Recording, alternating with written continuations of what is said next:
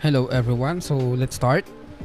Our topic for today is all about MSS and liquidity grab. So ano nga ba yung MSS? MSS is Market Structure Shift. Liquidity grab, i-discuss ko later and I'll show some examples. Okay? So let's start. Now, for us to have an MSS, kailangan meron tayong displacement. So ano nga ba si displacement? So, displacement is an aggressive move with full-bodied candles. This can form in a single candle or in multiple candles. Generally, displacement candles have FVG present. So, in this example, as you can see, meron tayong clean swing high around this area and then meron tayong clean swing low around this area. Tapos, nagkaroon tayo ng massive displacement using this candle. Kaya nabuo yung FVG natin. So, magiging valid lang yung MSS natin or market structure shift if meron tayong FVG na na-form or displacement. I also consider displacement as FVG. Okay? Now, valid pa rin naman ang market structure shift natin kahit walang FVG, pero low probability yon. Alright? So, yung ganitong example, yan yung high probability ng market structure shift kasi nakikita mo, merong intention si market to move lower. Right? So, next, market structure shift. When displacement occurs over or below a swing high or low, a market structure shift occurs. Having bodies close over below previous structure is preferred. A stop rate before an MSS is preferred. A market structure shift or MSS indicates a change in the trend from bullish to bearish or bearish to bullish. In this example, from bearish to bullish. Yung sinasabi niyang stop rate, ito yon. Itong high na to, take out ng leg na to. Now, meron ulit tayong valid swing high and valid swing low. And then, nagkaroon ng intention yung market to displace lower and nabuo yung FVG where we can possibly enter dito. Kaya, valid yung market structure shift natin. Now, take note of this. Kailangan yung market structure shift nagko-close siya sa candle body. If weak lang yan, hindi siya valid na market structure shift. Yun yung tinatawag nating liquidity grab. Now, let's move. I-discuss ko and I'll show some examples later. And what is liquidity grab? When there is a lack of displacement over or below a swing high or low, a liquidity grab occurs. Having bodies fail to close over or below previous structure is preferred. A liquidity grab indicates a failure to continue in one direction. So, paano ang liquidity grab? Yan. Isa sa example, itong liquidity grab na to. Ito rin. As you can see, mukha tayong nasa consolidation period, right? Now, ito, mako-consider ko yan na valid MSS sana if nag-show siya ng intention to go higher. Though kung makikita mo dito, nag-candle body close siya, hindi ko pa rin siya gagamitin as valid market structure shift. Kasi, low probability siya. Why? Kasi wala tayong nakikitang massive move higher na may na-form na FVG. Kung makikita nyo sa part na to, walang nabubuong FVG. Now, bumaba yung price kasi nagkaroon tayo ng liquidity grab. As you can see, here, nagkaroon ng intention yung market to go lower kasi nag-liquidity grab tayo dito. Now, kung makikita nyo, meron tayong naging displacement in this area. Ayan, meron tayong nabuong FVG. Now, bumaba siya. And then dito, sana yung magiging MSS natin, kaya lang, nag-liquidity grab ulit. So, nangyari, umangat si price. Yan. Ito yung isa sa example na gusto kong or kino-consider ko na high probability na liquidity grab is if yung swing low na take out ng wick lang. Ayan. Ito, I can consider this as a bullish candle kasi malaki yung wick niya below kahit na bearish candle siya. So, it is a sign of bullish reversal. Right? So, next. Ito na yung example na sinasabi ko. Ayan. Same lang siya actually dun sa una kanina. So, yan. Dito, nagkaroon tayo ng liquidity grab. Dito, nagkaroon tayo ng MSS. Kaya bumaba yung price, nagkaroon tayo ng FVG dito. And then, yung price, mitigate yung FVG natin to let the price go even lower. Right? Now, ang ina-expect sana natin na next na magiging MSS natin is this area.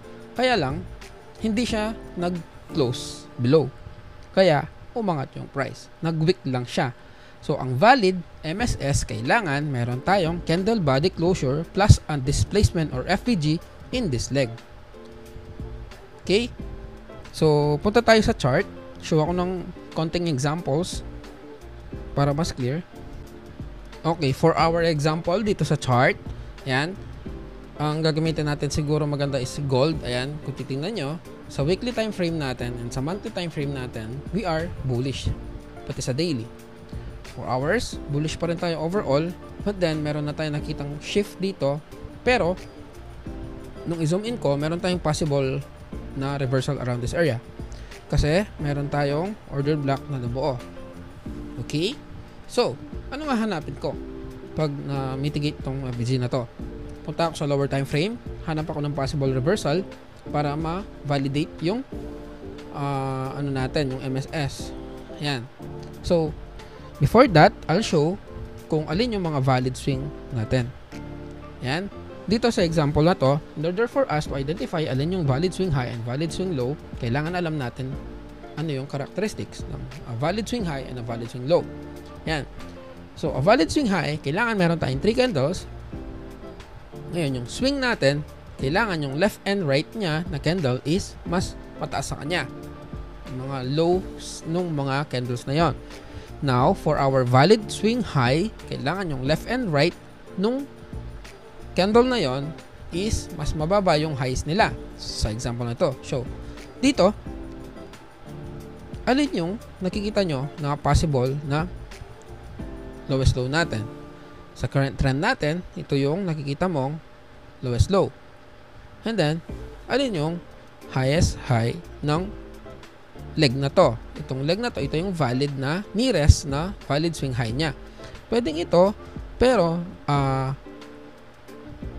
dapat yung pinaka nearest dun sa leg, which is this one, valid swing high na yan. Right? Now, let's move yung market. Kung i-break na ba yan? Kasi if na-break na yan, hahanap na ako ng long entry and maybe target this high or itong mga FVG around here. Right? So, let's see. Yan. Okay. Another trivia lang dito sa video na to kasi lumitaw siya. Meron tayong nakikitang relatively equal high dito. Nakikita ko yan as a valid equal high or relatively equal high, and magnet yan sa price na pwedeng balikan ni price para i-take out yung dalawa na yan. Now, kailan siya hindi possible balikan ni price? Pag meron tayong SMT na na-form. Okay? Yung SMT na yan, malalaman nyo sa mga next lessons. Okay? So, let's move yung market. Let's see. Okay? May additional na naman tayo dito na possible balikan ni price or puntahan. Kaya magnet yan. So, as of now, wala tayong valid market structure shift. Okay, bumaba yung market. If ito, mayroon tayong highest high around this area. If ito, nag-close siya ng candle body and meron tayong mga FVG here, I can consider this na bababa na. Okay? Pero, nag-fail to close siya. Kaya, yan yung tinatawag natin na liquidity grab. Saan pa yung ginrab niya na liquidity? This low. Yan. Meron tayong dalawang liquidity grab na swing lows sa area na yan. Ngayon, ano yung expect natin pag nag-liquidity grab? Aangat yung price or opposite direction talaga. Ngayon, let's see ano yung next na move ng market. Yan. Fail to close pa rin. I can consider this as one na liquidity grab din.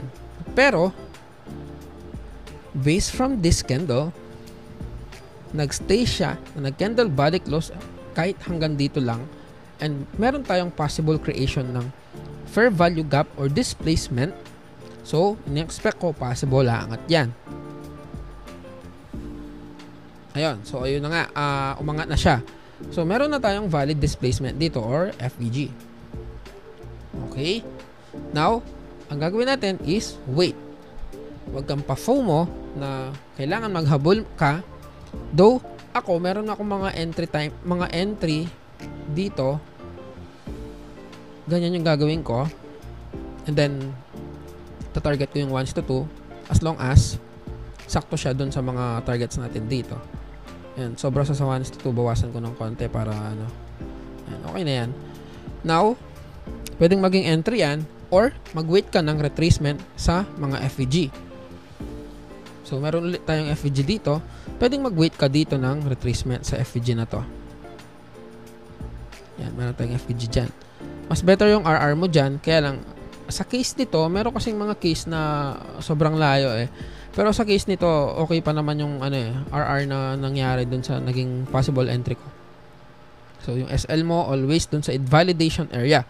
Huwag kang mag-SL na by pips. Mag-SL ka yung invalidation pag invalid na yung setup mo.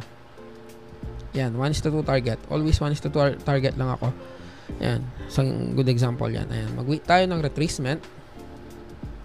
Ayan, aangat na si market. Ayan. Let's see if mag-win tong trade na to.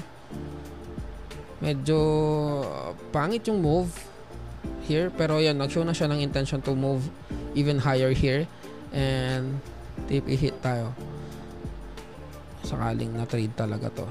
So, wala naman akong entry talaga dyan. So, ayun, yun yung isa sa good example natin ng market structure shift and mga liquidity grabs dito. Yan, high probability talaga na aangat kasi nagkaroon tayo ng liquidity grab dito. Nag-show siya ng intention na aangat siya dito in terms of liquidity grab. And then, nag-show din siya ng intention to go higher kasi yung mga candles natin displacing higher. And meron tayong creation ng mga FVG. Alright, I hope that's clear and thank you so much.